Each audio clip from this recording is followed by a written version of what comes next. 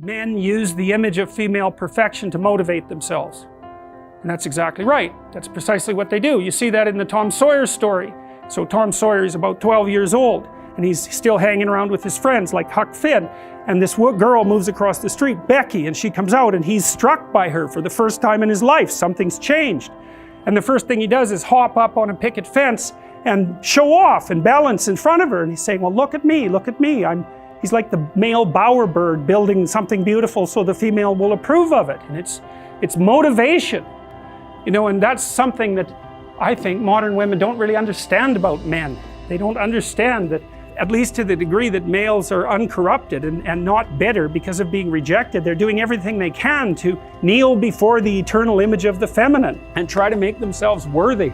I don't understand the situation with women as well as I understand the situation with men, obviously, being a man. I don't know if women have any idea how paralyzing they are to, especially young men. A very large number of my clinical clients, but also young men I've talked to in general, are absolutely terrified of women because they're terrified of being rejected. And the terror exists in precise proportion to the attraction to the woman. Men make such fools of themselves in front of women that they're attracted to. It's because, first of all, they don't see the woman that they're attracted to.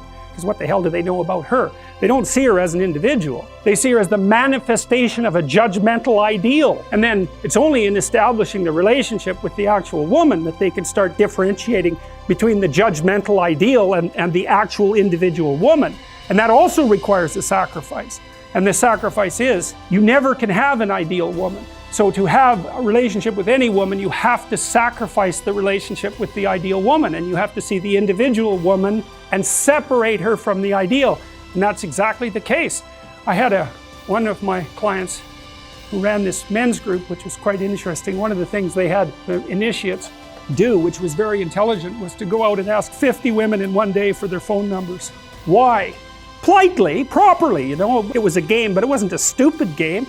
And the idea was, get over your fear of rejection. And how do you do that? By encountering it continually and continually and continually, so that you're no longer paralyzed by this. The person that you can completely map and who only does positive things for you, it's like, A, you don't know that person. B, they're not communicating with you, nor you with them. Maybe they're just subordinating themselves to you or you to them.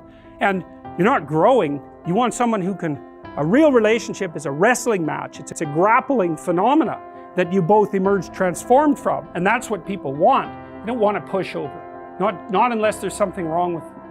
You know, a narcissistic person who never wants to be challenged will want a partner who does nothing but deliver exactly what they're told to deliver, but they will mistreat them beyond belief.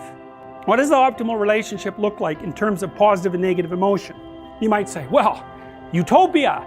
Nothing but positive interactions. It's like, no. Imagine you get people to code the interactions they have with their partner during the day. You know, you sample it.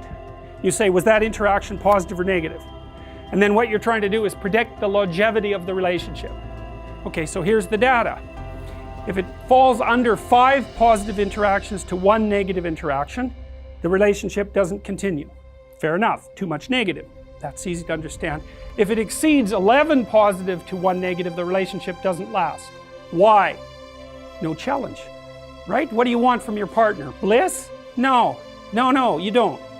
It's with our fantasy that we first meet the unknown, right? Well, look, say you're going out with a new person. It's like, what do? You project a fantasy on them, and then you fall in love with the fantasy. And aren't you stupid? Because you're going to find out that the match between your damn fantasy and the actual person is tenuous at best. When you project the ideal and fall in love with it, you see what could be.